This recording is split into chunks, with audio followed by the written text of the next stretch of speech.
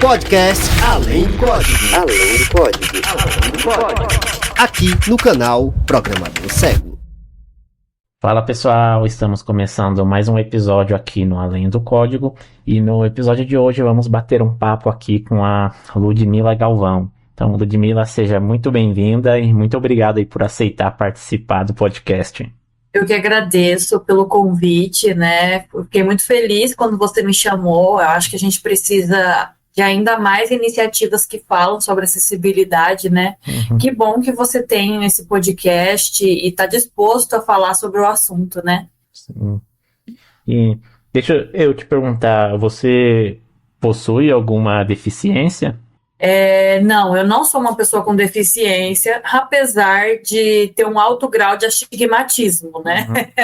Não é uma deficiência, mas é uma questão que atrapalha bastante meu dia a dia, né?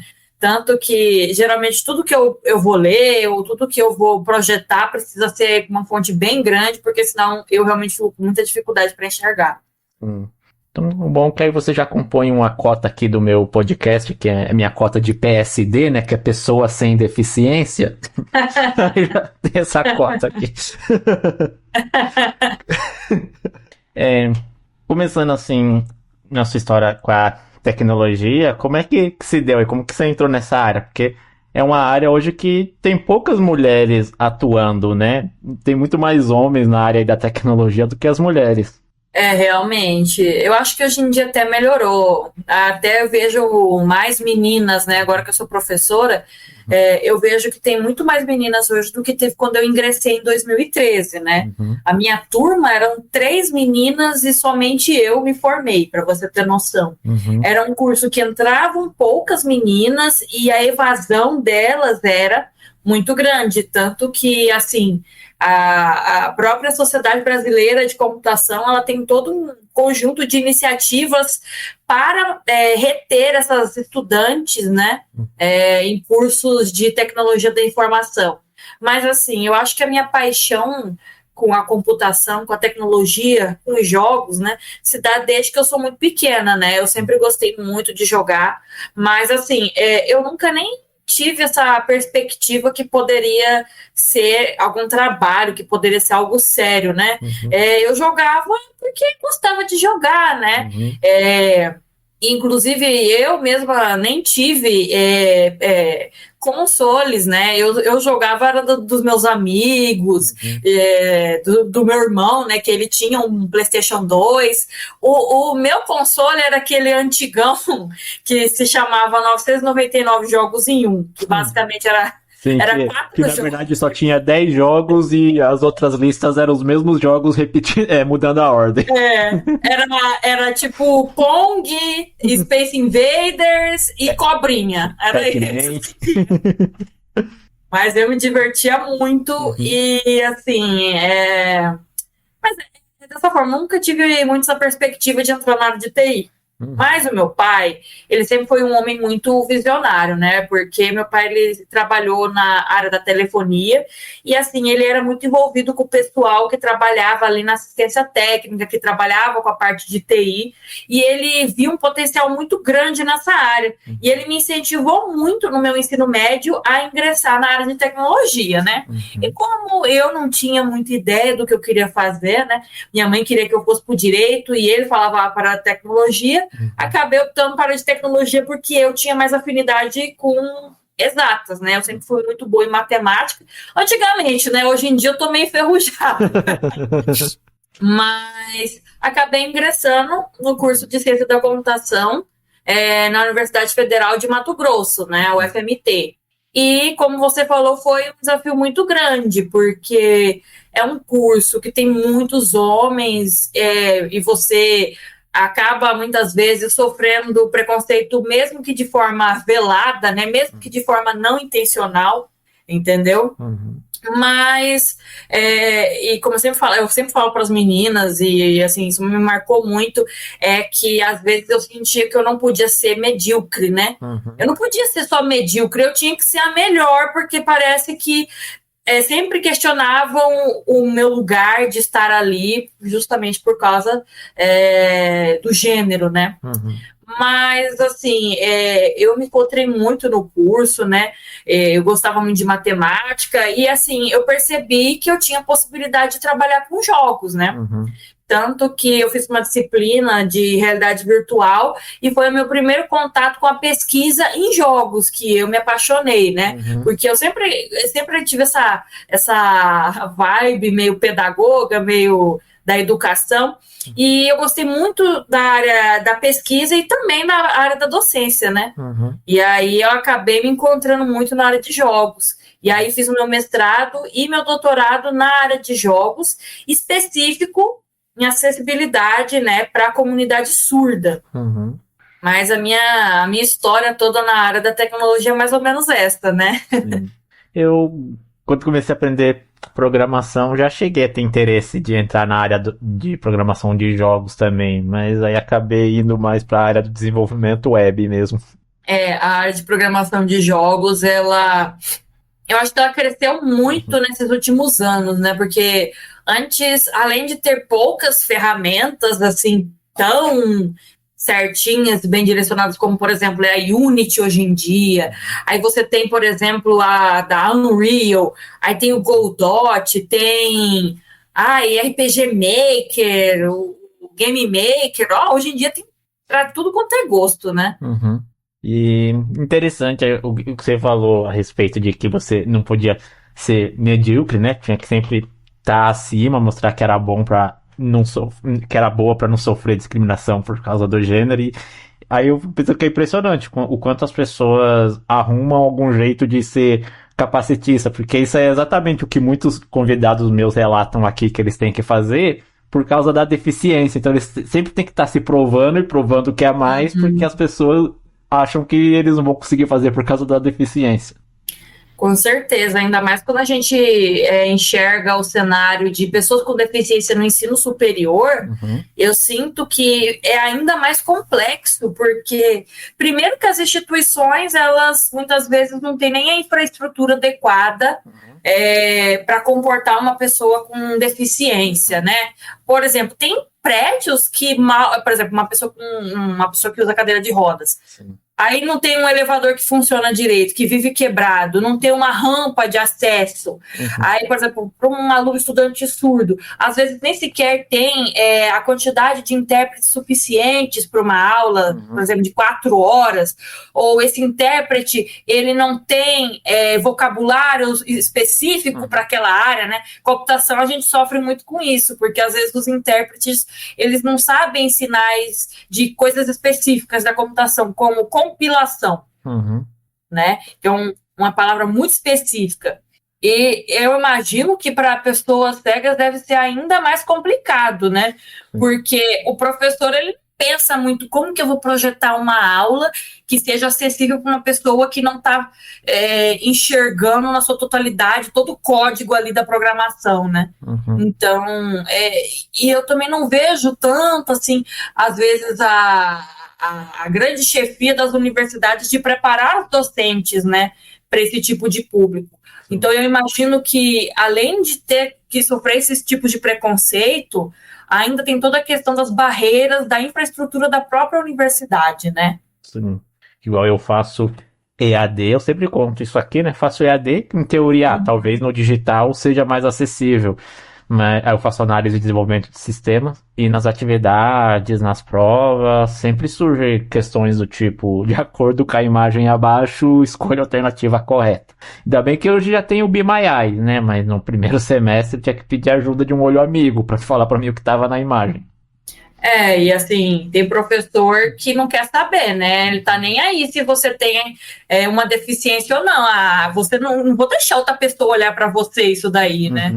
Uma coisa, você falou nisso, eu até lembrei de uma coisa interessante, é que, assim, muitas vezes eu tô muito nesse meio de escrita científica, né?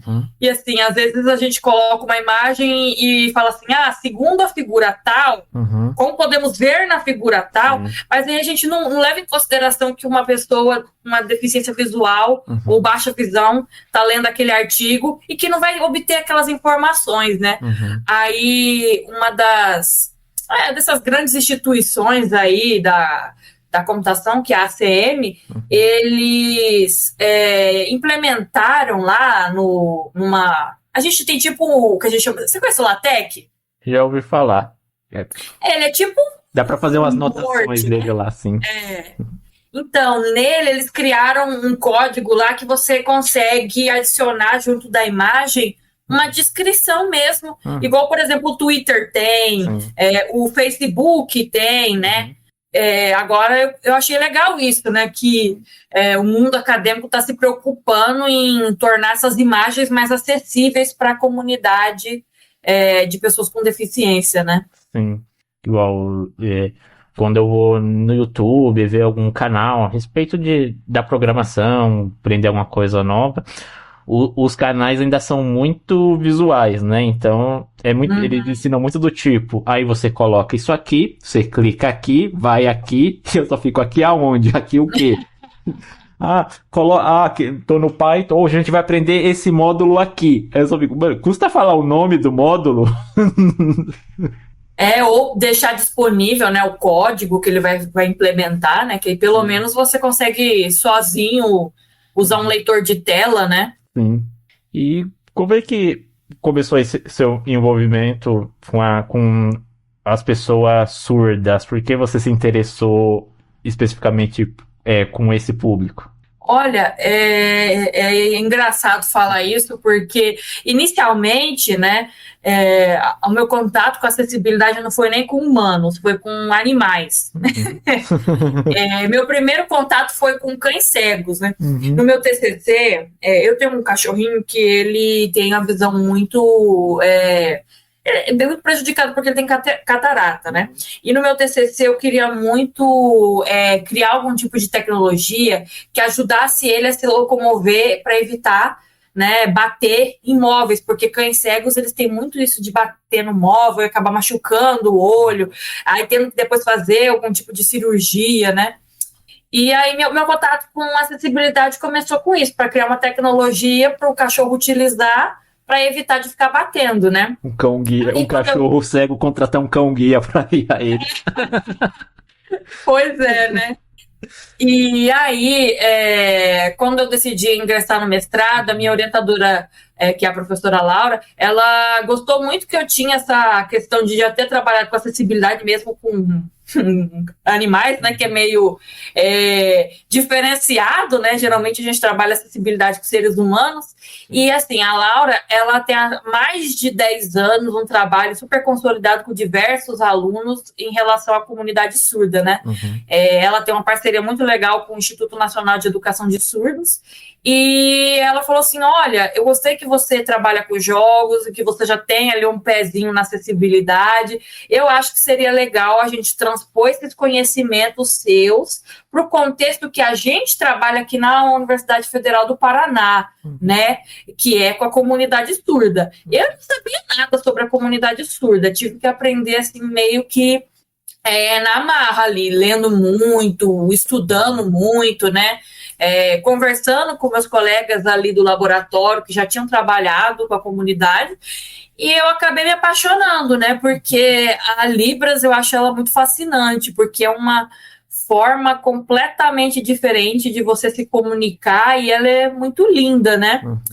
E, assim, eu sinto que mudou a minha vida poder trabalhar nesse sentido, porque é estranho, porque eu fico pensando assim, né? É tão triste você parar para pensar que muitas pessoas têm o acesso à educação, ao entretenimento negado, porque aquele meio não é acessível para elas, né? Então, você presenciar pessoas vivendo essas dificuldades te deixa muito, assim, revoltado, irritado, porque é uma grande injustiça, né? E eu sinto que eu tive essa oportunidade de refletir muito, até mesmo nos privilégios que eu tive e o que eu poderia fazer como pesquisadora para tentar mudar essa situação, né? Eu trabalhei especificadamente com crianças surdas, né? Principalmente no meu doutorado. Inclusive, eu tive a oportunidade de ir em sala de aula lá no Instituto Nacional de Educação de Surdos. Trabalhei com as crianças, né, surdas. E, assim, elas, eu acredito que eu aprendi muito mais com elas do que elas comigo. Porque é outra forma de pensar, outra forma de criar conhecimento. E, assim, elas têm um potencial tão grande, uma criatividade tão grande, e, às vezes, esse potencial ele é desperdiçado, né? Porque essas crianças, muitas vezes, não tinham acesso aos meios, muitas crianças ali nunca tinham ido para um zoológico, um museu, nada desse sentido, né? E na comunidade surda, com as crianças surdas, a maioria são filhas de pais ouvintes, né? E elas são introduzidas à criação ali de uma língua, né? O desenvolvimento de uma língua muito tarde, né? Então, isso faz com que elas tenham um atraso na aprendizagem muito grande, né? Eu trabalhei com crianças de 7 a 11 anos que tinham ali um desenvolvimento na linguagem de uma criança de 4, 5 anos ou 20, entendeu? Foi muito complicado, muito desafiador trabalhar nesse cenário, mas foi muito legal. E foi muito legal ver que depois que elas participaram da pesquisa, né, que elas acabaram participando ali no processo de criação de um jogo, mesmo que bem, assim, menor, mais na parte ali do conceito, né, até porque a gente não tinha computadores para elas utilizarem ali, né? Eu percebi como que elas gostaram daquilo, como que elas talvez tiveram essa perspectiva de, olha, se eu quiser eu posso trabalhar com isso no futuro, né? Porque às vezes elas nem pensavam que elas poderiam fazer isso, né? Agora elas tiveram meio que uma entrada para esse meio da tecnologia, né? Sim. Legal isso, né? Até você falando do entretenimento, é uma coisa que a gente aqui passa também, né? Porque não existe, por exemplo, muitos filmes e séries com audiodescrição pra gente poder consumir. Tem bem mais do que tinha antes, mas ainda não tem muitas opções pra gente escolher. Jogos também, eu gostava bastante de jogar videogame quando eu enxergava. Aí quando perdi a visão não dava mais. Hoje é que estão surgindo mais jogos acessíveis para deficientes visuais, mas ainda são poucos, né? Igual conversando com o Uzi, não sei se você conhece ele também, ele falando que tem o jogo lá do The Last of Us, ele fez uma gameplay todo dia no canal dele e depois veio a depressão pós The Last of Us, porque não tem mais nada para jogar depois. Eu acho que o The Last of Us, ele deve estar falando até do parte 2, foi realmente um caso à parte. E eu acho que muitos jogos foram lançados depois não chegaram no nível de acessibilidade que ele conseguiu. Se eu não me engano, ele tem mais de 90 configurações de acessibilidade, né? A Naughty Dog teve toda uma preocupação de ter uma equipe de pessoas com deficiência como consultores, né? Eu acho isso muito legal em empresas que eles chamam, convidam essas pessoas, inclusive de forma remunerada, para contribuir naquilo, né? Porque, poxa vida, eu sempre falo isso até para quando eu ensino alguém sobre acessibilidade, tem uma diferença muito grande em você ler, você como uma pessoa sem deficiência ler, estudar, e uma pessoa que vive aquilo todos os dias e que sabe as dificuldades, as limitações e as complicações, só ela vai entender, né? A gente pode, de alguma forma, entender, mas nunca compreender totalmente, né? Sim. E o The Last of Us fez esse trabalho maravilhoso de realmente ouvir, pegar o feedback dessas pessoas e compilar num jogo incrível, né? Inclusive, ainda em The Last of Us, tu conhece a Nicole, né? Nicole Somera? Sim. A Nicole, eu acho que ela vai até fazer de novo, né? Na primeira temporada da série do The Last of Us, eu sei que ela estava transmitindo os episódios com autodescrição, né? Ela mesma estava fazendo autodescrição. E eu achei isso muito legal mesmo, né? E seria tão legal se, por exemplo, esses grandes streamings, se tivessem essa preocupação em trazer acessibilidade de audiodescrição em filmes, em séries, em desenhos animados, né? Realmente não é uma preocupação, porque muitas vezes as empresas não só de filmes, né, de streaming, como de jogo, também não enxerga as pessoas com deficiência como stakeholders que vão trazer dinheiro, né? Sim. Quando, na verdade, trazem muito dinheiro, Sim. né? Se eles soubessem o quanto a gente gasta, quanto a gente consome. Exatamente, né?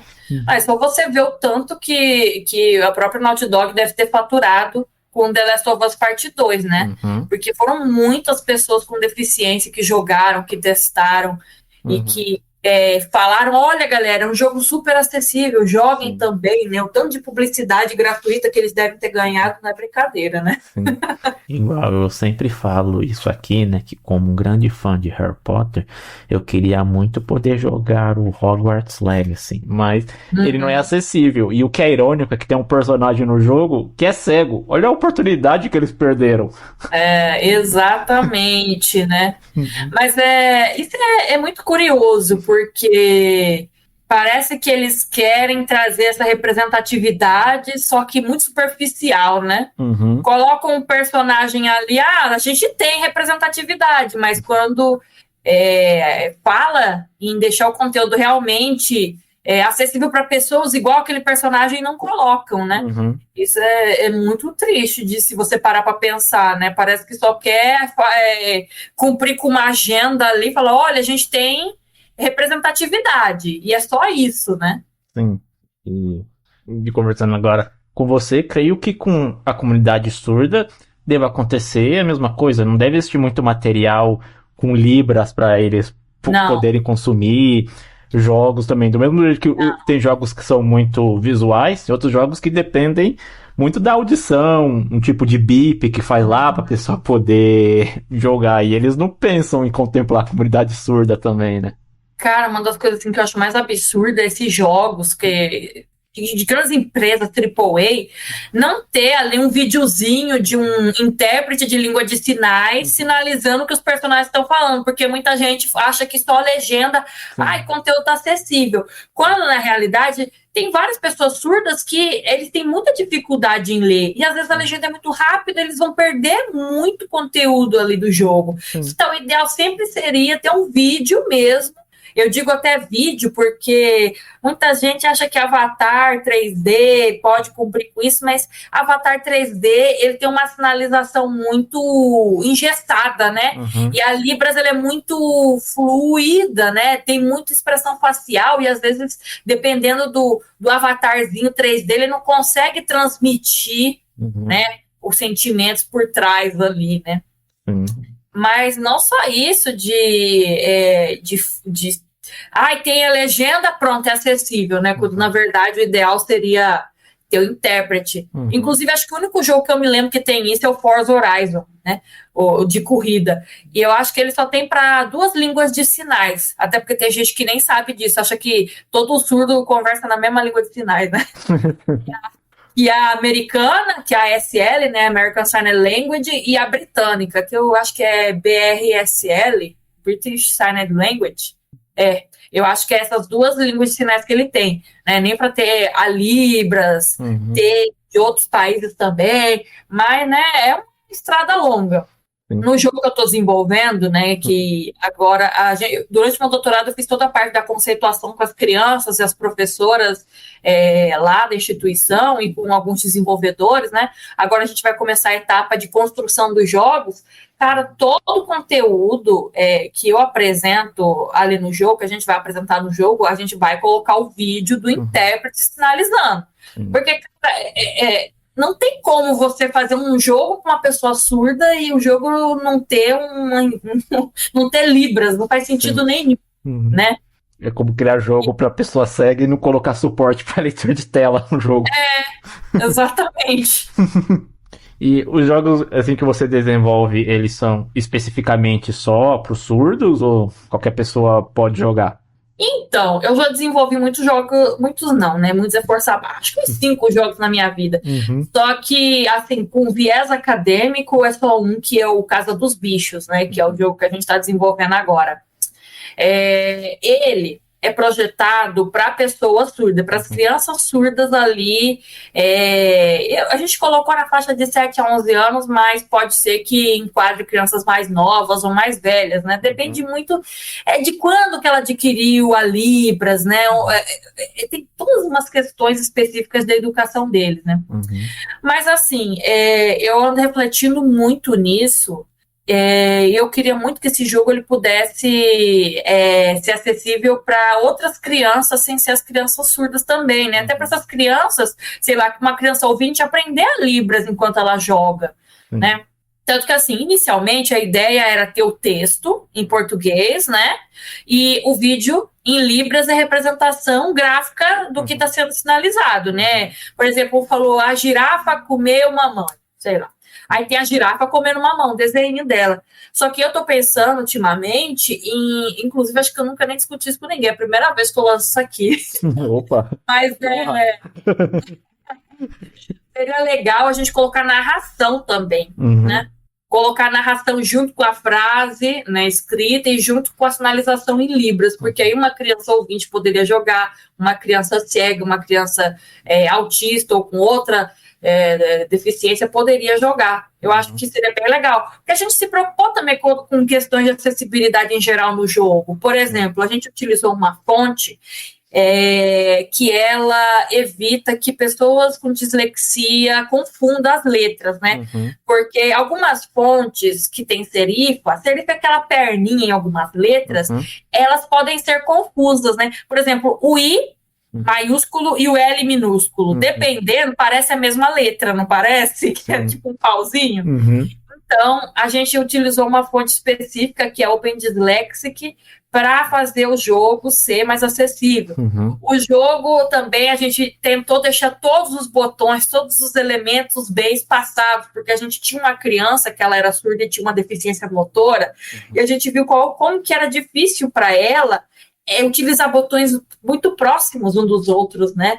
Porque aí ela acabava dando muito clique errado, né? Misclick. Então a gente teve essa preocupação de trazer uma interface que fosse melhor espaçada, né?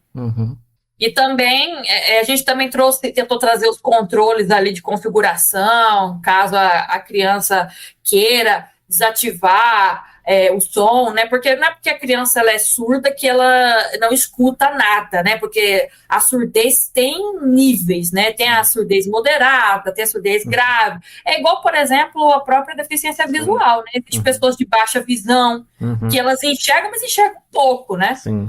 Então, o jogo ele vai ter música, vai ter sons de fundo. Sim. Eu ia até te perguntar isso mesmo, se o jogo tinha música, efeito sonoro, porque igual nos audiogames que são só para pessoas cegas, não tem imagem no jogo. Aí não tem graça porque não dá para jogar com outra pessoa. Só um cego contra outro cego. E a gente quer jogar contra quem enxerga também. Então, a gente preveu, sim, colocar sons, efeitos sonoros, justamente por causa disso, né? Tem crianças surdas que não são completamente surdas e que a gente quer que elas também consigam, de alguma forma, ter um feedback a mais, né? Você falou de jogos para pessoas com deficiência visual, eu lembrei de um jogo, não sei se você conhece, chamado Breu. Não. Um jogo brasileiro.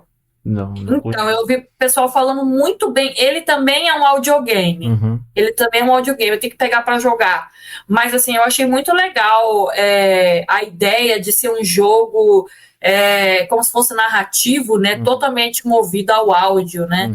Porque, parando para pensar, eu acho uma premissa muito interessante, principalmente quando pensa num jogo de terror, né? Sim. Que realmente eu acho que ficaria até mais imersivo para mim ser um jogo somente auditivo, né?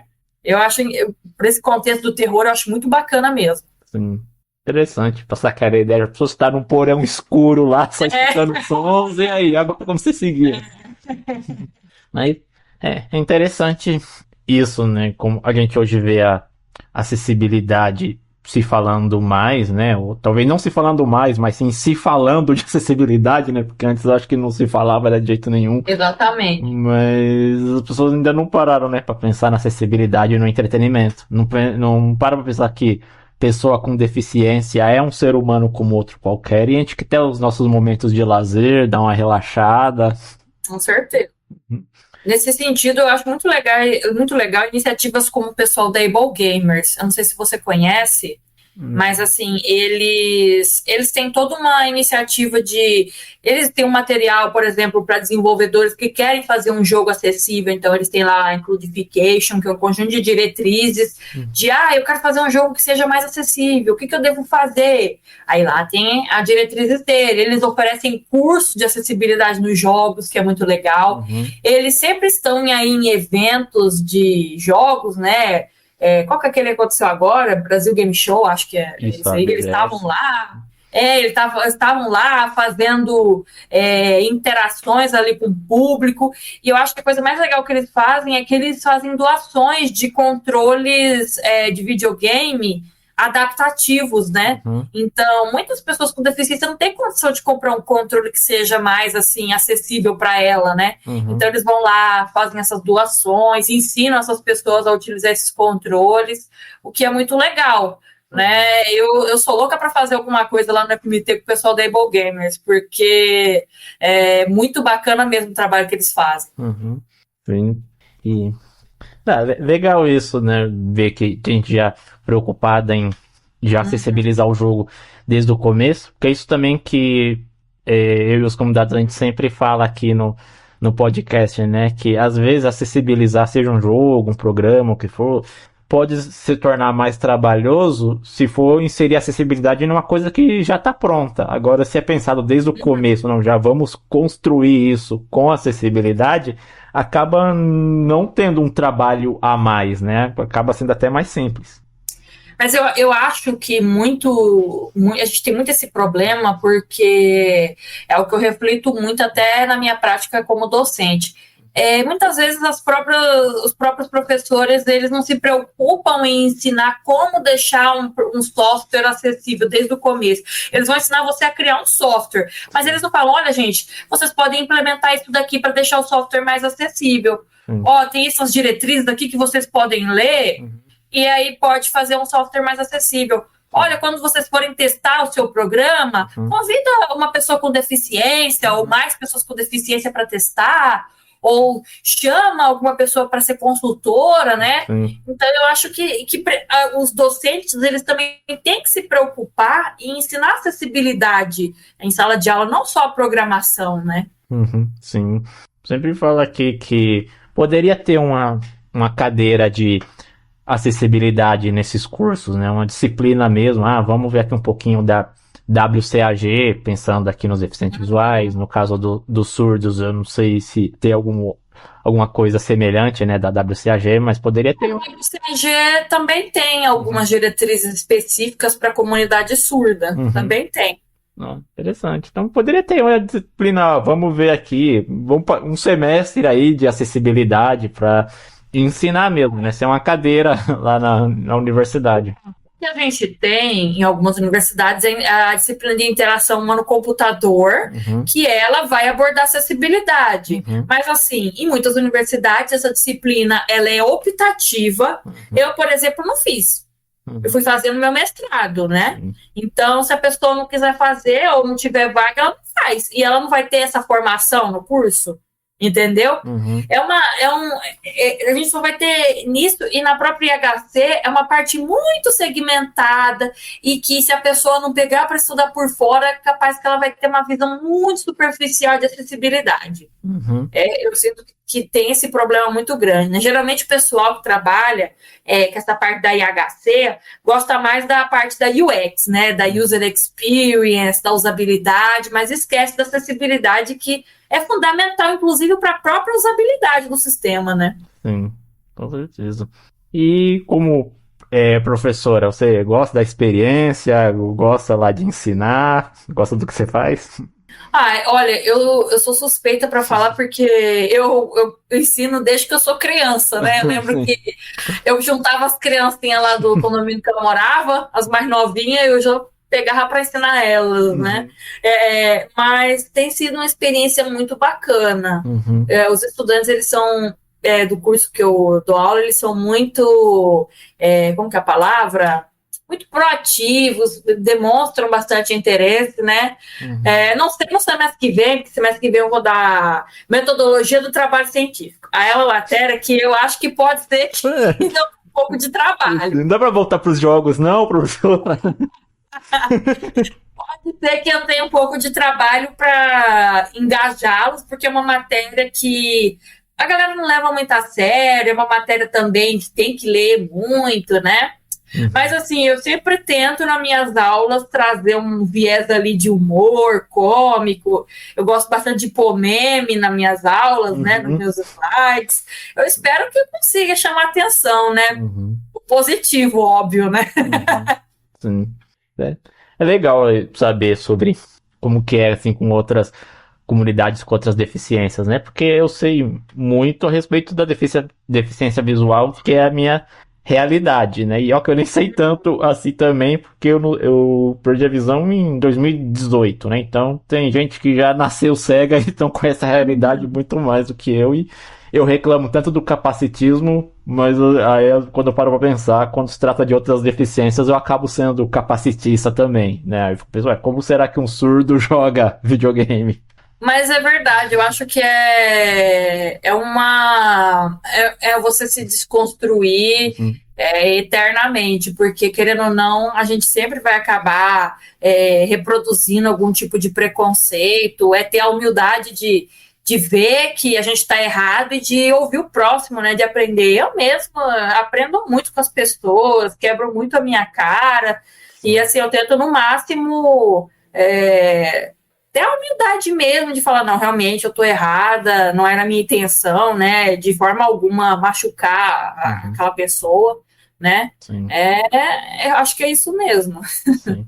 Mas, de certa maneira, a pessoa que pergunta ainda acaba, de certa forma, demonstrando a curiosidade que ela quer aprender, né, como já conversei com convidados aqui que falam, né, ele prefere a pessoa que pergunta pra ele alguma coisa do que a pessoa que já pressupõe que ele não é capaz de fazer alguma coisa. Exatamente, né?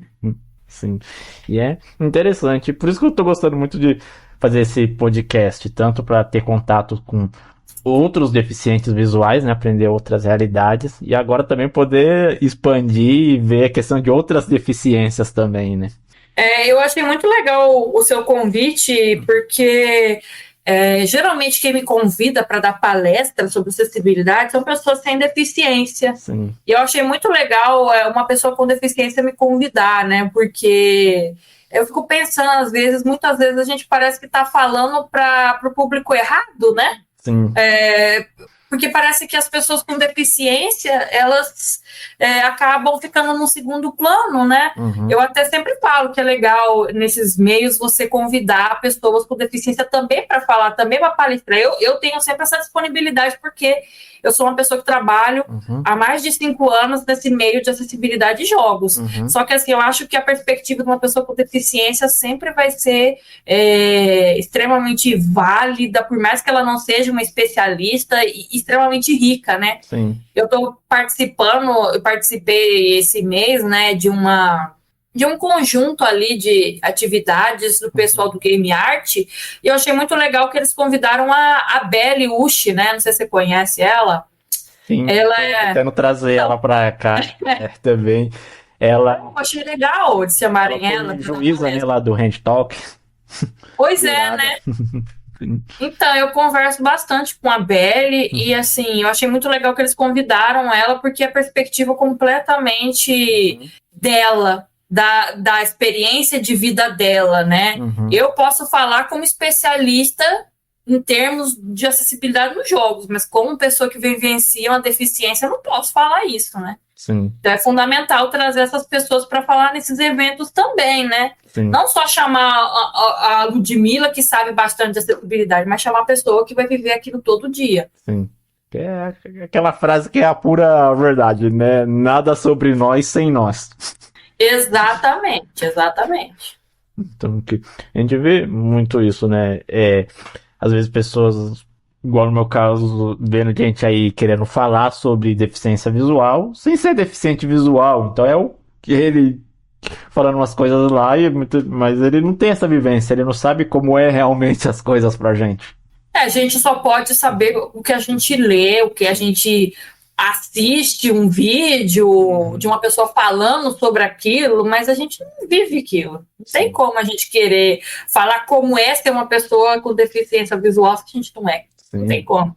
Ou dizer, não, o que é bom para essa deficiência ou aquela, né? E sem ouvir da pessoa, para ela dizer se aquilo realmente é bom. Isso é acessível, isso dá para você usar. E não inferir, isso aqui deve dar. Como você falou, né? Tem gente que acha que a legenda já é uma coisa acessível pro surdo. Sendo que pessoas que enxergam não conseguem ler legenda tão rápido assim, dependendo do tempo que a legenda fica parada na tela. Também nem só pessoa surda, pessoa neurodivergente também pode ter dificuldade de ler legenda que seja muito rápida, né? O excesso de estímulos também. Outra coisa que o pessoal acha que tem isso no jogo, o jogo é acessível, é nível de dificuldade, né? Sim. Eu dou risada, porque o povo, meu jogo é acessível, tem nível de dificuldade. Pô, o nível de dificuldade a gente pode considerar um recurso de acessibilidade, né? Por exemplo, uma pessoa com uma deficiência motora, ela poder jogar no easy, principalmente no comecinho, pode facilitar muito a vida dela e permitir que ela tenha uma experiência bacana ali. Mas não pode falar que o jogo é acessível porque tem só isso, né? Sim. Até lembrei do Uzi, de novo, que ele fala. Tem gente que não, que o jogo acessível pra cego é pôr o modo fácil lá. Aí consegue zerar o jogo sem esforço nenhum. Ele fala, não, eu quero ter a mesma experiência que as outras pessoas. Se o jogo é difícil, eu quero ter as dificuldades, mas com acessibilidade. Não é deixar o jogo fácil pra eu jogar. Exatamente, o pessoal, eu acho que falta muito investimento em novas tecnologias, novas formas de deixar o jogo ainda mais acessível, né? Uma tecnologia, né, uma feature aí de acessibilidade que eu tenho um fascínio muito grande é o sonar, né? O The Last of Us tem esse sonar. Quando eu vi, eu falei, nossa, eu nunca pensei num negócio desse. Porque acontece, no The Last of Us é mapa aberto, né? E aí o que acontece? Você pode ativar um sonar, que aí ele vai indicar de forma sonora onde que tem um item coletável, onde tem um inimigo, né? Eu achei isso fascinante, né? Porque os caras pegaram um negócio que era ali do submarino, né? E aplicaram no contexto do jogo. Sim. Eu sinto que a gente falta inovação e acessibilidade. A gente tem um prêmio de inovação e acessibilidade em jogos, né? Mas ultimamente os jogos que têm ganhado têm sido tão assim, mais ou menos, né? Sim. Eu acho que o último jogo que ganhou esse prêmio, que realmente trouxe algo diferente, foi o The Last of Us Part 2, né? Sim, que é isso que o Uzi fala, né? Ele quer que acessibilize a experiência, né? Então o jogo acessibiliza a experiência pra gente ter a mesma experiência que o outro. Claro, não dá pra chegar a 100%, mas deixar o mais próximo possível da experiência do outro. Exatamente. Não é facilitar tudo pra gente. E aí, eu ainda não joguei o The Last of Us, mas o Uzi me convenceu, vou ver se eu arrumo ele pra jogar, né? Dá também uma chance pros jogos Mortal Kombat, que ele disse que é acessível. Ele é um jogo que eu me surpreendi com a acessibilidade dele, né? Ainda mais um jogo de luta que exige tanto controle manual, eu falei, nossa, eu fiquei bem impressionada, né? Sim. Mas para mim o problema do The Last of Us é que ele, por mais que ele tenha uma interface acessível, o preço dele não é acessível, né? E não, às vezes tem isso também, né? A pessoa comprar um console só por causa de um jogo só acessível. Tu compra e faz um investimento que um console é super caro, ainda tem que pagar. Eu não lembro o preço, acho que tá 250, 300 reais. É muito caro, gente. Uma pessoa, sei lá, que ganha um salário mínimo, imagina fazer um investimento desse. Sim. Não tem como. Pra jogar isso e depois acabou, né? Ele aí espera mais 10 anos pro próximo. Ele até se emociona, né? Na live lá, perguntaram, e aí agora? E o próximo? Que vem depois? Ele teve que desligar lá pra poder chorar um pouco, porque não tem próximo. O jogo. Não tem o próximo jogo.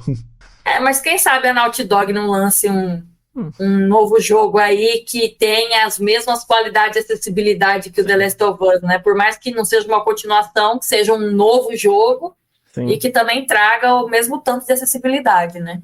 Porque já tá vendo que tem público, né?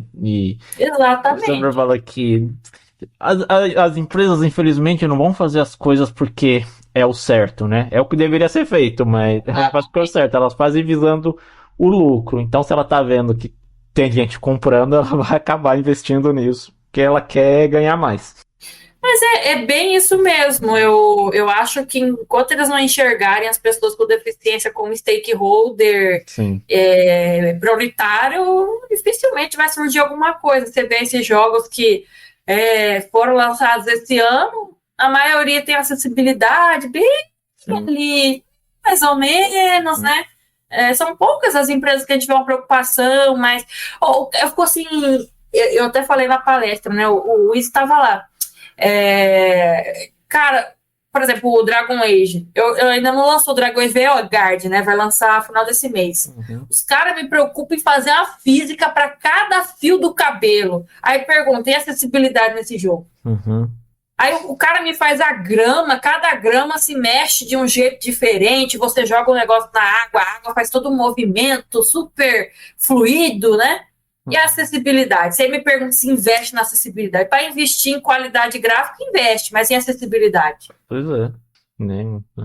E o exemplo que eu dou aqui também, igual a Shopee, pra gente que é cego, o Shopee não é acessível. O leitor de tela não se dá muito bem com a Shopee, aí não dá pra gente comprar. É sério? Não sabia. Sim, Shopee não é Não sabia mesmo. Aí a gente fala, bom, já que a Shopee não quer o nosso dinheiro, vamos comprar lá na concorrente. Vamos na Amazon, no Mercado Livre, porque a Shopee não quer o nosso dinheiro, então... É o jeito, né? Sim. E aproveitando aqui também que eu tô tendo a honra de conversar aqui com a desenvolvedora de jogos, vou te perguntar, aquela pessoa que tá escutando a gente agora e tá querendo entrar aí na área de desenvolvimento de jogos, o que ela precisa estudar, o que ela precisa saber para conseguir, né, se desempenhar nessa área?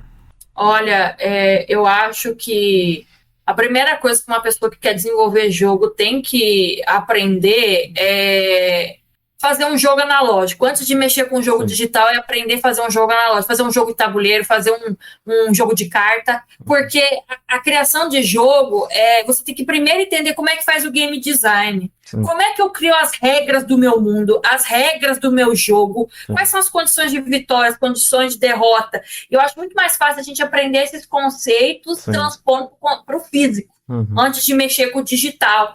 Tem um curso que eu fiz da CalArts, que tem lá no Coursera, chama Introdução ao Game Design. E assim, ele tem toda essa pegada de trazer a visão do desenvolvimento dos jogos primeiro no papel, né? E eu achei fascinante isso. Eu acho que para qualquer pessoa que aprender jogo, ela tem que primeiro fazer um jogo no papel para depois mexer no digital. Óbvio. Pensando no contexto digital, a pessoa tem que primeiro aprender programação orientada a objeto, os conceitos principais, porque Unity é isso, né? É programação orientada a objeto. E aí, estudar a documentação da Unity, né?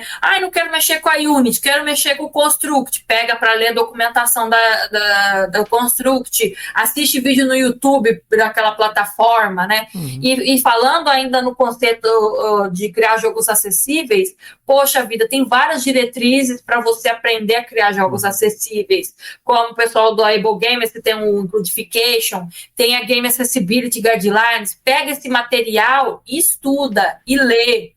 Inclusive tem um asset na Unity que você consegue, ele fica tipo um quadradinho lá com todas as diretrizes da Game Accessibility Guidelines. Aí você pode marcar um X nas que você já implementou, quais que você vai utilizar.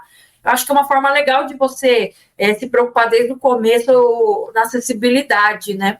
Mas realmente, para quem quer mexer com o jogo, eu acho mais importante você aprender o que é um jogo, né? Antes de... como que se programa um jogo? Entenda o que é um jogo, né? Leia muito. Sim. Recentemente, só para brincar mesmo, eu fiz aqui um jogo da Forca utilizando HTML e JavaScript. Tanto de lógica que eu tive que implementar naquilo e usar arrays, né, os famosos vetores, as matrizes, tudo, mas depois que funcionou, achei bem legal. Mas acho que é o máximo de jogo que eu vou conseguir fazer. Joguinho da Forca lá. Consegui passar um tempo com o meu próprio jogo lá. Coloquei um array com algumas palavras, ele escolhe aleatoriamente, eu vou tentando adivinhar, porque eu não lembro todas as palavras que eu coloquei. Eu já cheguei a fazer também um joguinho da velha com JavaScript, né? Mas é começando com esses jogos simples pra entender a lógica, né? Porque às vezes a pessoa já quer chegar no jogo pensando no próximo God of War. Tem muita gente que entra nisso, né? Querendo criar algo completamente diferente. Então, geralmente, quando você vai aprender, você pega para fazer um Mario da vida, né? Um Mario bem alto nível, né? Porque o próprio Mario é bem difícil de implementar. Vai fazer um joguinho de plataforma mesmo. Poxa vida, um joguinho que você tem que pular os inimigos, pegar item. Coisinha simples, né? Antes de você querer fazer algo mais complexo, né? Sim. Faz um Pong. Parece. Não, um Pong é tão simples. Vai tentar fazer a lógica toda de um Pong lá, os movimentos da bolinha, a raquetinha lá, pra ver como é. Exatamente. E você já chegou a usar o Pygame lá do Python? Não cheguei a usar, mas eu sei que o pessoal que gosta eu gosto muito de jogos estilo visual novel, né? Que é basicamente texto e você faz escolhas e as suas escolhas mudam a narrativa do jogo, né?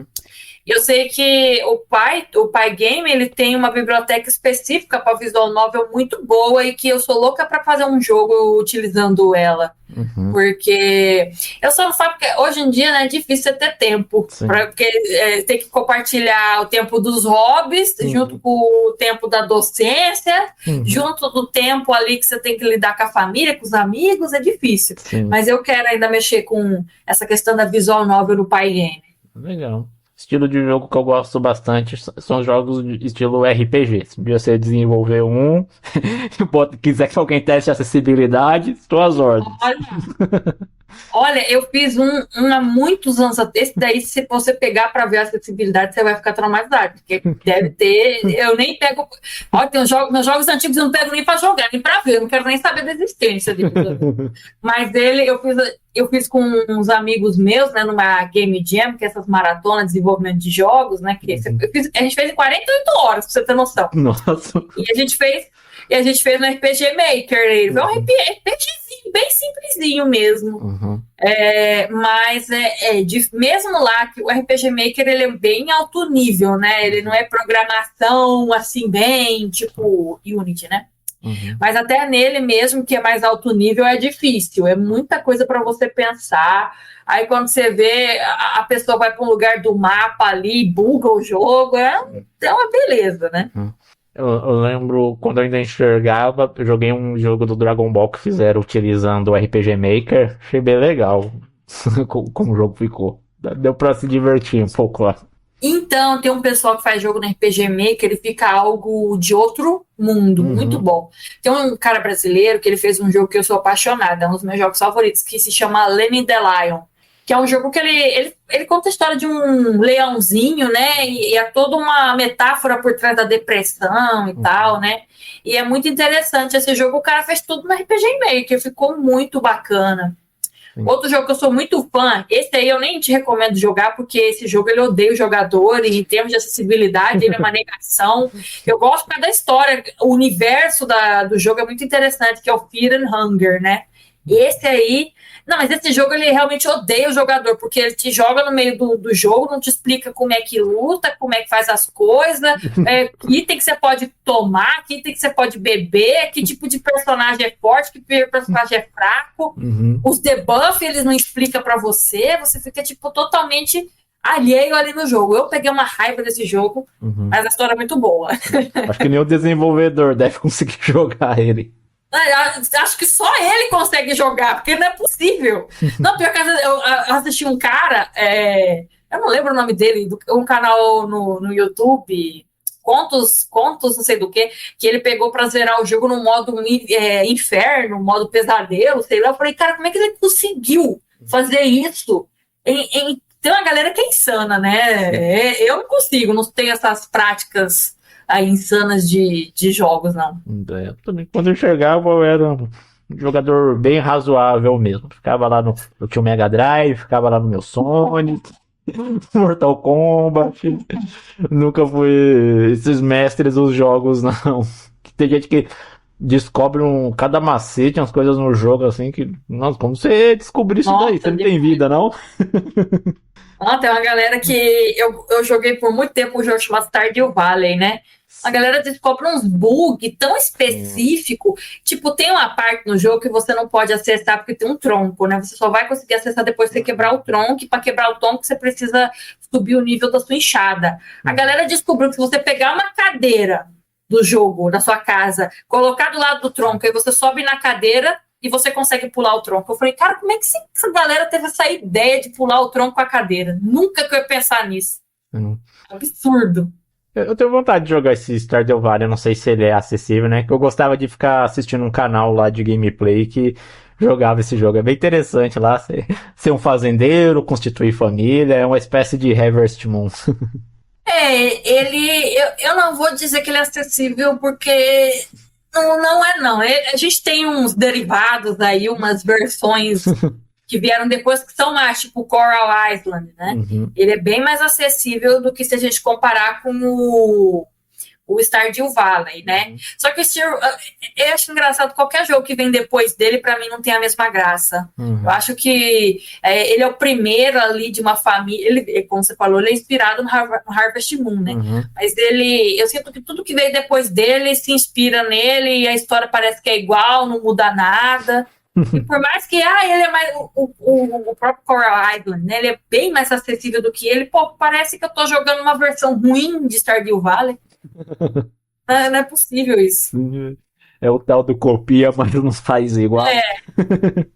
Exatamente. E é engraçado porque eles mesmos já falaram que se inspiraram muito no Stardew Valley e tem um personagem, um NPC ali que ele se chama Macaco Preocupado.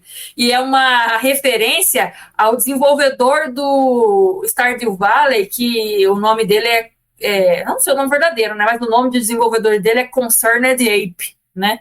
Aí eles fizeram essa referência do Macaco Preocupado, que é a tradução de Concerned Ape. Legal. Esses jogos aí também que uma espécie aí de Second Life, que a pessoa pode ter uma vida, vou aqui arrumar um emprego, uma família, parece legais essas premissas dos jogos, assim. Então, eu tenho muita dificuldade de enxergar, de entender como uma pessoa cega joga, né? Porque eu acho a visão algo que a gente é tão orientado, né? Aí eu fico tentando me imaginar como uma pessoa cega, por exemplo, joga um simulador de vida. Como que ela joga um RPG? Que são jogos que, poxa vida, é tanto estímulo, é tanta coisa para interagir, é tanto controle.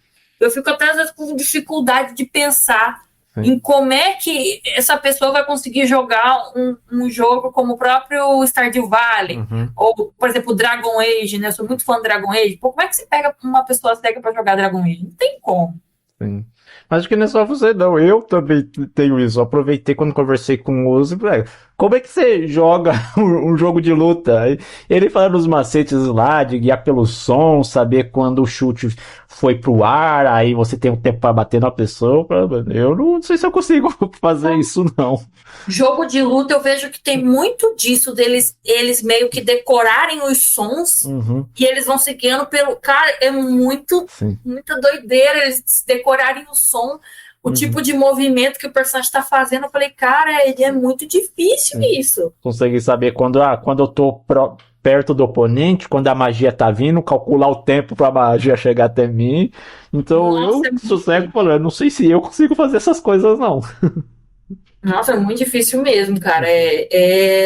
Essa galera parece que eles estão jogando no modo inferno mesmo, o modo mais difícil possível, porque é até um exercício de matemática, né? De cálculo absurdo que eles fazem.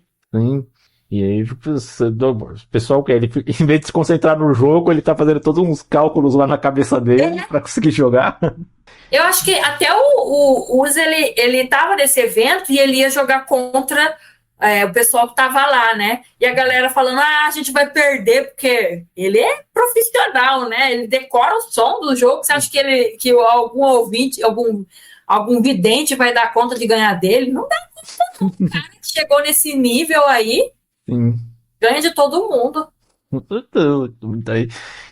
Jogos de luta, eu já não gostava muito deles quando eu enxergava. Nunca foi assim meu estilo de jogo favorito. E vendo o Uzi descrevendo como joga, eu falei, não sei se eu quero ficar jogando isso não. Porque Ter que ficar fazendo todo um algoritmo na minha cabeça e jogar. É isso.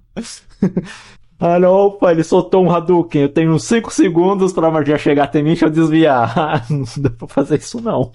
Mas olha, eu agora fiquei realmente bem curiosa sobre como que é o exercício de você fazer um código, uma programação. Você utiliza algum tipo de leitor de tela? Como que você faz isso? Porque eu realmente fiquei curiosa, porque eu não conheço nenhuma pessoa deficiente visual que é programadora.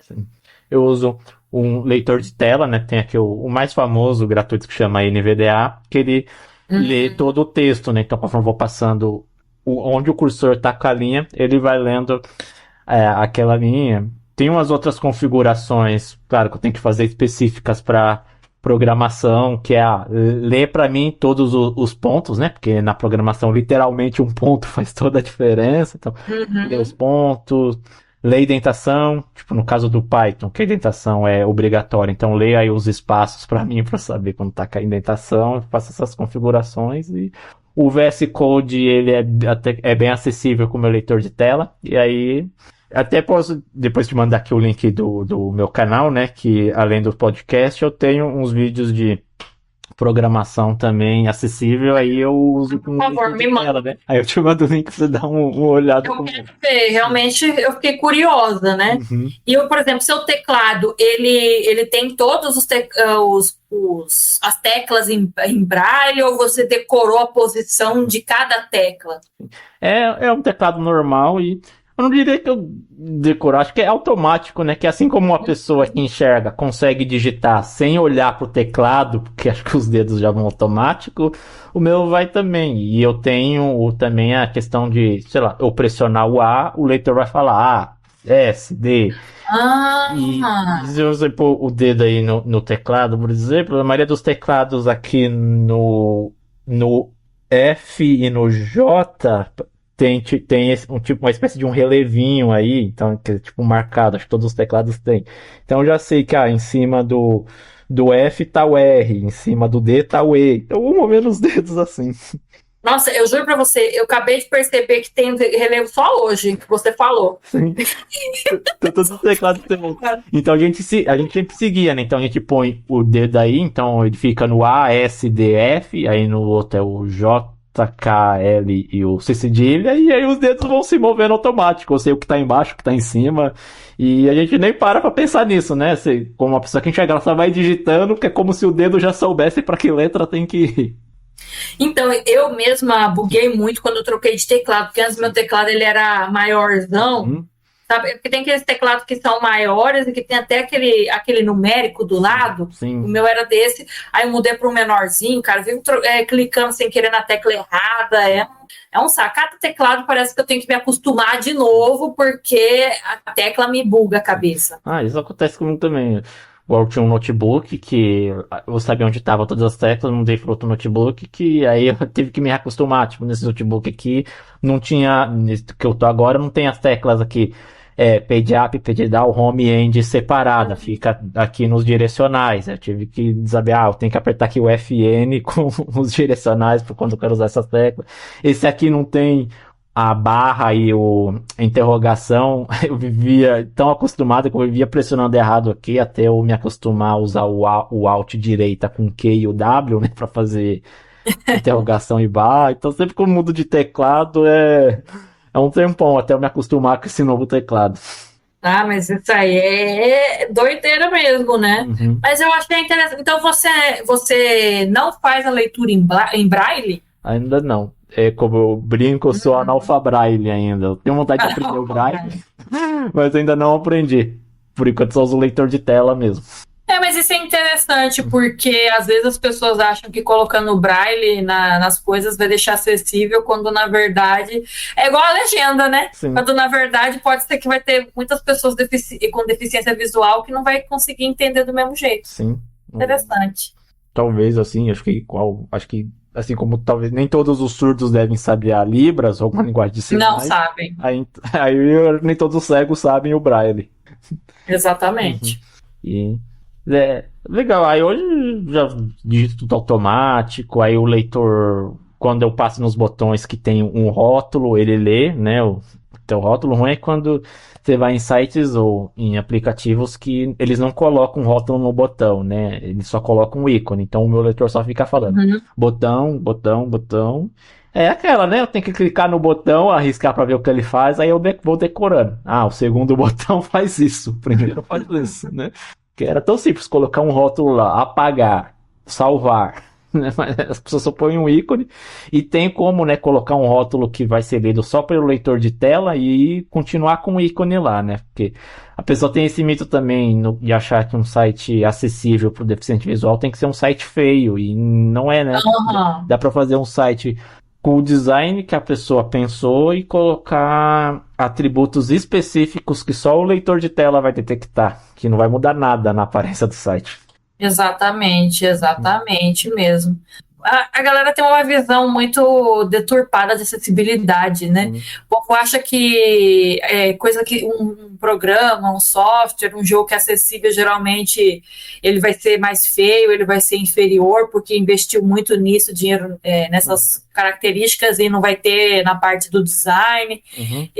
Tem muita essa visão, inclusive, que porque acessível vai ficar muito caro, então eu não vou fazer Uhum. acessível, né? Quando na verdade tem muito recurso de acessibilidade que assim, é tão básico, é tão Uhum. simples que a própria legenda. Ela não é uma acessibilidade universal, nada é. Basicamente, né?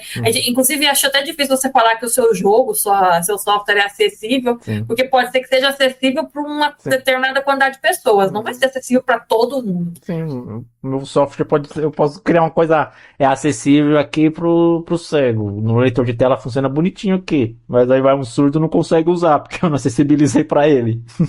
Exatamente, e é muito difícil você fazer um design universal que vai abraçar todo mundo.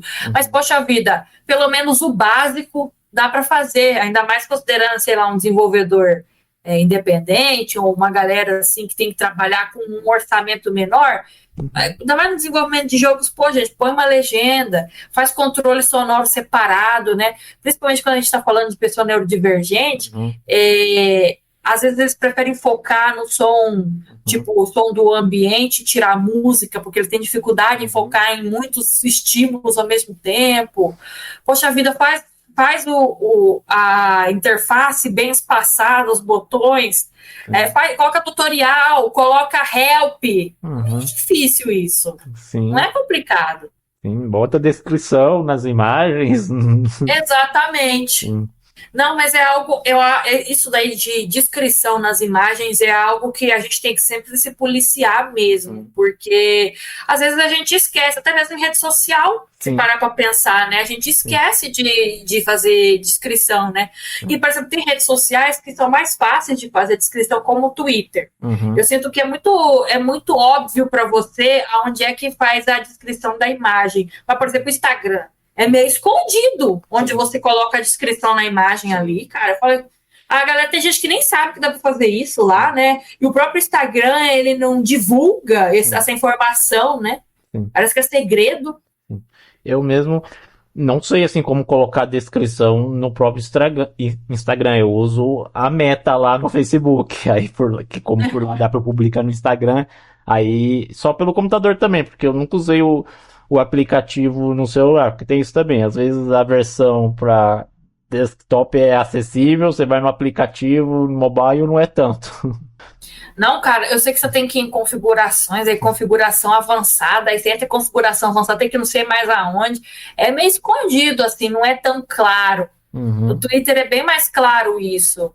Uma coisa que eu gostei até do Facebook é que, assim, o próprio Facebook, ele gera meio que como que é? Uma descrição da imagem, né? Ela não é 100%, mas ele gera. Diferente do Instagram, que não gera. E eles do mesmo dono. Por que não gera? Pelo menos alguma coisa mais básica, né? Para você se basear. Porque tem gente que nem sabe o que é descrição, nem tem ideia como que faz, o que tem que descrever. Eu mesmo, às vezes, fico perdida. Não sei se eu descrevo demais, aí descreve de menos, se está fazendo a descrição correta. Sim. É muito de você, por vontade própria, pegar para aprender e se esforçar para tornar o conteúdo acessível, né? A própria ferramenta não facilita a sua vida. Eu acho que hoje já daria, se eles quisessem fazer esses aplicativos aí, seja de rede social, qualquer outra coisa, aí já integrar com o Be My Eyes ou alguma outra IA aí, para assim que postar a imagem já fazer a descrição automática lá e pronto. E a pessoa só vê se a descrição bateu e corrige alguma coisa e já deixa automático, não deixa a descrição da imagem como opcional. Então, eu não tenho certeza, né? Você pode até me afirmar, porque você usa o Instagram, por exemplo, com o leitor de tela, né? Sim. E o Instagram ele gera alguma forma de descrição de imagem que a pessoa não colocou, ou você fica sem saber o que está postado naquela Às imagem? vezes ele gera tanto o Instagram como o Facebook, acho que ele tem algum banco de imagem, então quando a pessoa não coloca uma descrição, aí às vezes fala, a imagem parece ser a imagem de uma mulher com, sei lá, numa praia, alguma coisa assim. Ele faz essa descrição automatizada. Acho que ele tem um banco de imagens lá, mas aí ele já consegue comparar mais ou menos, falar, parece a imagem de mulher sorrindo, o céu e não sei o que. O que já ajuda assim, a gente a imaginar mais ou menos o que está na imagem. Não, mas isso é interessante. Depois eu vou pegar para baixar esse leitor de tela que eu quero ver o que ele está gerando. Você falou do da Shopee também, fiquei interessada para ver como é que ele está fazendo a leitura da tela da Shopee. Dá até para você pesquisa nesse sentido mesmo, achei interessante. Sim, Shopee, não vi muito sexo falando. Falando do Android, né? Não sei se no iPhone a Shopee é acessível, né? Que a Apple, ela bate muito nessa questão da acessibilidade. Mas no Android, a Shopee falaram que não é acessível lá, não. E é difícil fazer compra por lá, pelo aplicativo. Tem que sempre pedir ajuda para alguém. Bom saber, porque eu tenho um Android e um iPhone aqui, vou testar para ver se é diferente. É interessante, né? Porque o Android e o iPhone, eles já têm, né, os leitores de tela nativo, né? No Android é o Google Talkback e no iPhone é o VoiceOver, que já vem tudo padrão lá, é só ativar. Mas interessante mesmo isso daí. Vou testar. É bom para aprendendo, né? Então, muita gente que faz testes de acessibilidade, que no caso, testes de acessibilidade para coisas para deficiente visual, a pessoa e ela enxerga, então ela tem que aprender a usar o leitor de tela para fazer o teste. E, claro, depois pedir, né, para um deficiente visual validar também. Mas não deixa de ser um conhecimento interessante também, que eu mesmo só vim conhecer a respeito dos leitores de tela quando precisei usar quando perdi a visão. Né, antes eu até sabia que existia esse tipo de tecnologia, mas nunca parei para pensar de como ela funcionava. É verdade, e assim, cara, cada deficiência é um universo à parte, né, cara? Eu, por exemplo, eu sei bastante sobre a questão de surdez, de deficiência auditiva, mas aí, por mais que eu tenha certo conhecimento de outras deficiências, é bem mais superficial, né? E aí eu sempre estou aprendendo coisas novas, assim, a própria deficiência visual, eu não me aprofundei muito, mas eu achei bem interessante. Vou pegar para testar esses leitores de tela para ver. Principalmente, acho que no contexto de jogos deve ser bem interessante analisar como é que o leitor de tela funciona. Eu nunca peguei para fazer isso, mexer um leitor de tela num jogo. Alguns consoles possuem um leitor nativo, né? Acho que, por exemplo, o Xbox, acho que tem um narrador, né, do Windows lá embutido nele, mas não são todos os jogos que são lidos pelo narrador, né? Que aí cabe à empresa colocar a compatibilidade lá no jogo para deixar ele acessível. Mas, por exemplo, o de computador, um jogo de computador, eu posso usar um leitor de tela aí qualquer. E será que a gente consegue ter essa compatibilidade? Sim. Tem os jogos que eles inserem o pessoal que tá mais nessa área, fala que ou eles colocam a compatibilidade, né, para conseguir ler aqui ou com o NVDA, que é o leitor que a gente usa, ou com o narrador do Windows. Ou então, quando não tem essa acessibilidade nativa, tem alguns que fazem umas gambiarras que o leitor de tela, ele tem lá o recurso de OCR, né, que é para conseguir ler imagens. Então, eles vão usando esse recurso aí para tentar ler os textos da tela e, chegou no menu, manda ele ler a imagem, ele vai falar todos os menus, aí ele tenta decorar. Deixa eu ver, se eu tenho que ir com a seta 3 vezes para ir no menu opções. O ruim é quando é menu rotativo, né? Que aí chega no fim, se pressionar pro lado, ele volta pro começo, né? Aí a pessoa fica sem saber se ela chegou ou não no lugar. Cara, mas eu acho muito doido isso de gambiarra, né? Eu joguei Dragon Age Origins esses tempos. Dragon Age Origins é um jogo antiguíssimo, né? De 2000, não sei se é 2011, 2013, dessa época aí. E aí eu fui pegar pra jogar e eu falei que eu tenho um astigmatismo bem forte, né? E assim, eu tô tão acostumada da gente poder dar zoom, aumentar a letra, porque a letra é muito pequena e é uma fonte estilo aquelas cartas meio que cursiva medieval, né? Aí, cara, eu falava assim, gente, eu tô conseguindo ler nada. Aí eu tentava, eu fui procurando a configuração se tinha como aumentar a fonte, não tinha. Não tinha como dar zoom. Eu falei, pelo amor de Deus. Aí eu compartilhei isso lá no Instagram, um amigo falou, pô, cara, tem um site chamado não sei o que lá. Aí teve uma galera que fez um mod pra aumentar a fonte. Eu falei, tô acreditando nisso. Eu tive que baixar um mod pra conseguir ler o jogo. Eu falei, não é possível isso, cara, é absurdo isso, não consigo imaginar, né? Sim. Tipo, a galera ter que fazer o trabalho do desenvolvedor para poder jogar. Sim, mas acontece aqui também na comunidade cega, tem alguns que fazem os mods pra deixar o jogo acessível também, quando não tem, então...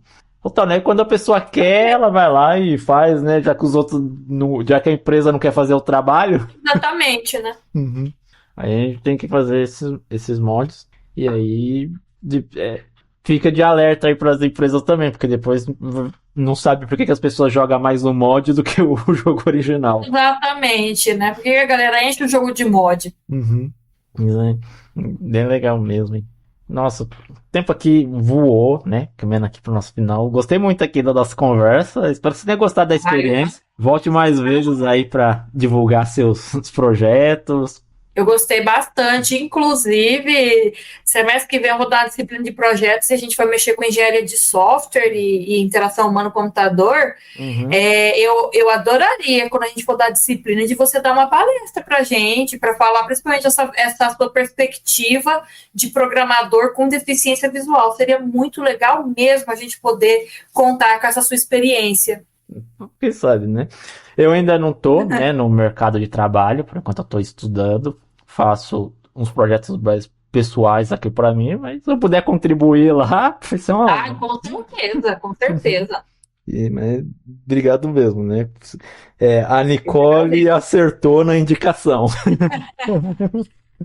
Nicole, ela é fenomenal, assim, eu aprendo muito com ela. E assim, eu acho ela uma pessoa muito descontraída, muito divertida, né? Ela. É incrível ela. Sim. E as portas que vai estar sempre abertas aqui, pra você voltar, como eu falei, tem poucas mulheres na tecnologia e é muito legal conhecer, né, mulheres que se interessam por essa área. E já imagina, né, que eu tenho convidadas aqui que são cegas também, né? Que aí elas já são minorias duas vezes, né? Tanto por ser mulher na tecnologia e por ser cega. Então é mais difícil ainda achar mulher assim. Mas existem. E ainda bem que existem, né? Sim. Até fica aí o apelo pra mulherada aí. A gente tá precisando. Vem pra essa área, mano. A área da TI é tão legal. Vem para a área dos jogos também, Sim. né? Porque a gente tem pouca mulher em TI e tem menos ainda nos jogos. Sim, né? Acho que ainda tem esse tabu aí de que jogo deve ser coisa só pra criança, que adulto que joga. Acho que a gente tem menos ainda, mas acho que a geração mais velha ainda deve achar que adulto que fica no videogame é porque não cresceu ainda. Que não tem maturidade, que é coisa de criança. Tem muita gente que pensa desse jeito, né? E aqui na região que eu moro, que é no Mato Grosso, cara, é ainda menor a quantidade de mulheres que trabalham nessa área de jogos, né? A gente tem que fomentar muito isso ainda, né? A gente tem um grupo aí de pesquisadoras na área de jogos. Eu fui conhecer uma outra pesquisadora na minha universidade que trabalha com jogos, foi esse ano. Eu falei, cara, não é possível, mano. Eu tipo assim, estudei na FMT, em 2013 a 2018 e não conheci ninguém que trabalhava nesse sentido, né? Aí eu fui ver, conheci uma pessoa, né? São muito poucas pessoas que trabalham com jogos, que fazem pesquisa com jogos. É um ambiente que a gente tem que fomentar muito ainda, né? Sim. Tem que ter mais iniciativas que convide essas pessoas a participarem do cenário e vejam que é algo muito sério, né? Não é só brincadeira, não. Sim. E não sei, acho que eu posso estar falando uma besteira, assim, mas acho que o próprio mercado de jogos em si, aqui no Brasil, não é tão grande assim como comparado nos Estados Unidos ou no Japão, né? Não é, cara. Eu li um estudo da Abra Games que eles fizeram, tudo eles fazem, né? E, cara, os desenvolvedores geralmente vão ficar concentrados na região ali do Sudeste, Nordeste, né? Eles não. Você vê Centro-Oeste, aqui onde a gente fica, o Norte, são áreas que ainda é muito incipiente. Eu acho que o Centro-Oeste ainda é o pior de todos, né? É ainda menos pessoas. Mato Grosso, então, nossa Senhora. O povo acha que povo de TI que só trabalha com o agronegócio, né? Sim, Tudo é agronegócio. Vamos fazer um troço para o agronegócio. sim.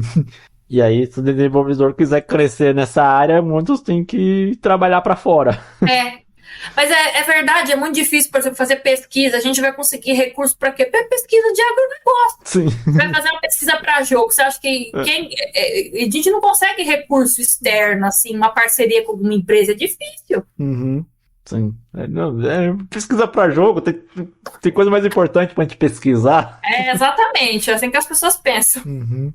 E elas mal sabem, ó, por exemplo, esse trabalho que você consegue fazer de jogos com pessoas surdas, né? Tem toda essa parte pedagógica aí, eles nem imaginam.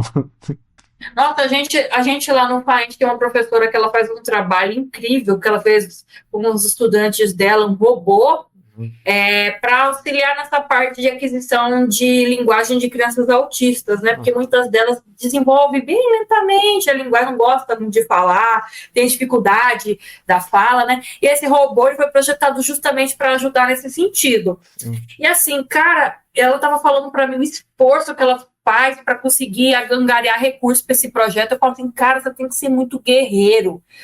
Tem que ser muito guerreiro, porque nada é fácil. Nossa Senhora, tem que ir atrás de 1000 parcerias. Ai, tem que falar com não sei quem, com o ciclano, com não sei quem. Aí, nossa Senhora, é muito cansativo mesmo. E assim, uma pesquisa inovadora, eu diria até revolucionária, e assim, ajuda tantas crianças ali na instituição, e que se a gente conseguisse fazer em grande escala, poderia ser algo incrível, né?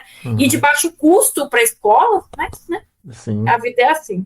Igual quando saiu o Pokémon GO, né? Aí ficou em alta esse negócio de realidade aumentada, o pessoal todo gostou. Eu vi uma matéria de uma escola lá em que o professor conseguiu usar essa mesma tecnologia para ensinar geometria para as crianças. Aí criou o jogo lá para elas saírem pela escola procurando as formas geométricas lá, do mesmo jeito que se fazia com os Pokémon. Bem legal.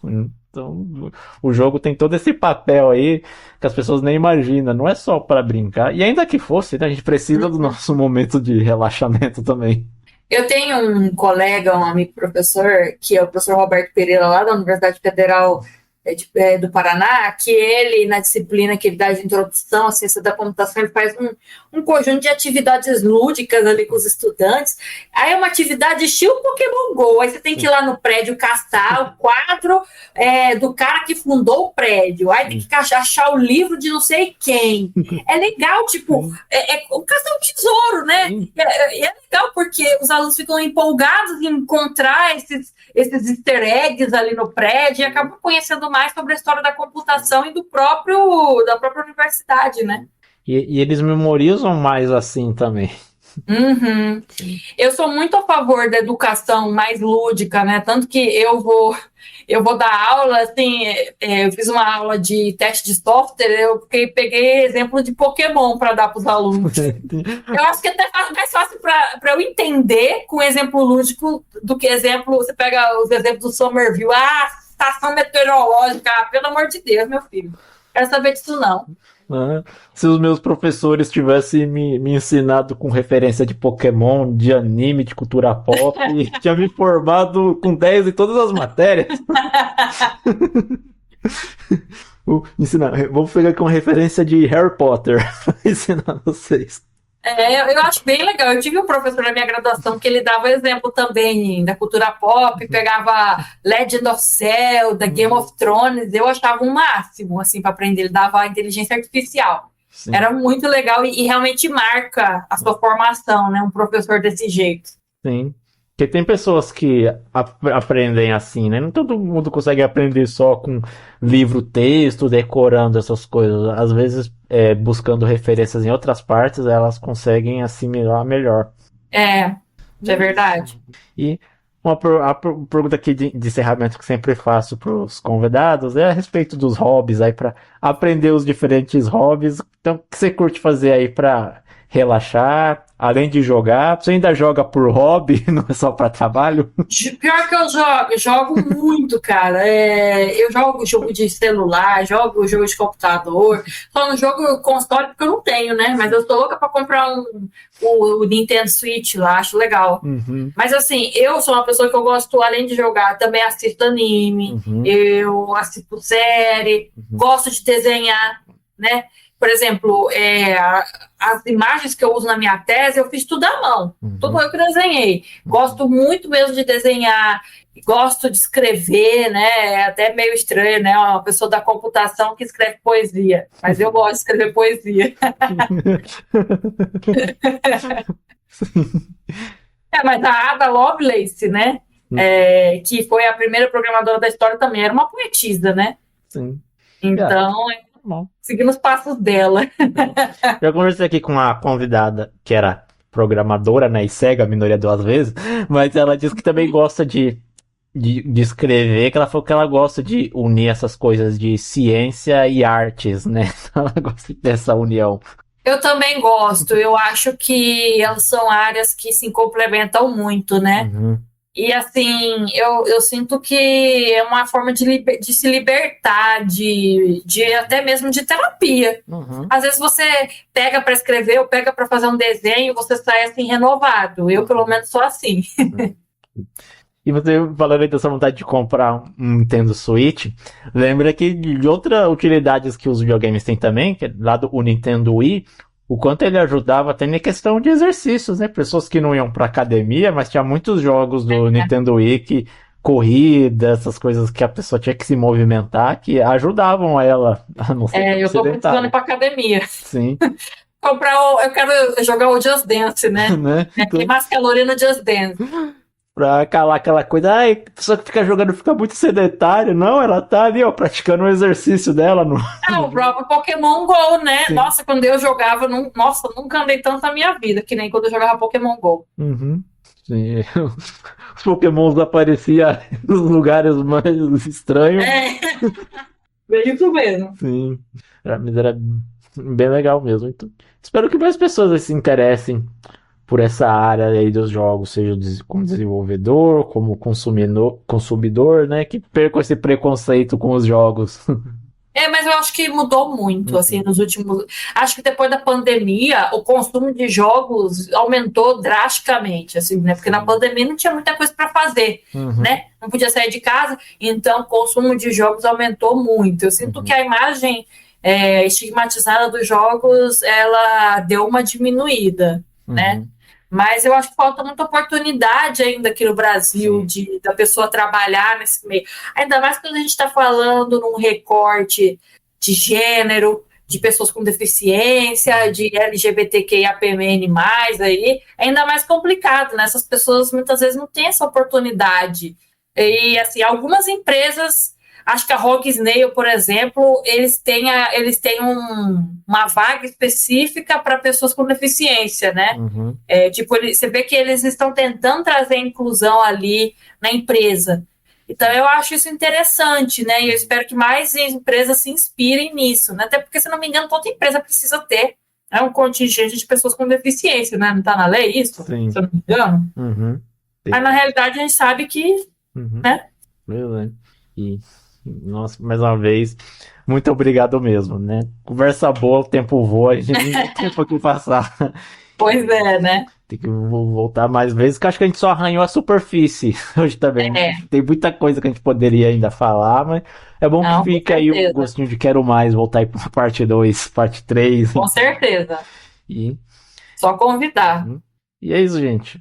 Depois a Ludmilla me passando, eu deixo os contatos dela aí, Instagram, LinkedIn, deixo tudo aí na descrição. Se você quiser seguir ela lá, acompanhar o trabalho dela. Deixa aí nos comentários também, né? Se vocês gostaram do episódio, se querem que ela volte aqui. Mas, como eu sempre digo aqui, né? Se vocês não quiserem que ela volte, eu vou trazer assim mesmo, porque o podcast é dele aqui no que eu quiser. Mas eu pergunto para não dizer que eu não perguntei, né? Então vocês comentem aí. Vocês querem. Mas, é sério, deixem suas sugestões aí de convidados também. Não é certeza que eu vou conseguir trazer, né? Às vezes a pessoa pode ser inacessível, né? Mas sugiro, É, posso tentar ir atrás. Sugiro também assuntos que vocês querem ver abordados aqui no podcast. Se você é novo por aqui também, né? Seja bem-vindo, seja bem-vinda. Considere se inscrever no canal e ativar o sininho para ser notificado quando tiver vídeo novo. Veja aí os demais conteúdos do canal, confira os outros episódios que tem aqui, né? Já conversei com muita gente bacana, igual a Ludmilla, tenho certeza que você vai gostar. Tem os demais conteúdos, como eu falei aqui, né? Tem esses conteúdos voltados aí para programação.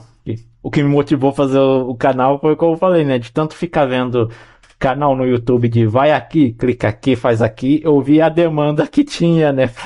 De conteúdo acessível pra gente, resolvi compartilhar um pouco o que eu sei da programação aí, então, às vezes você quer aprender PHP, HTML, JavaScript, até lógica de programação também, com Portugal tem aí, que muita gente me pergunta também por onde começar na programação, e aí eu sempre falo, ó, tem que dominar a lógica. Você sabendo a lógica de programação, você se vira em qualquer linguagem depois, porque aí é só adaptar a sintaxe. Então tem aí os conteúdos de lógica para criar a base. E se você estiver vendo também esse episódio pelo Spotify, o link do YouTube está aí na descrição. Considere se inscrever lá. E nos vemos no próximo episódio. Até mais, pessoal. é mais.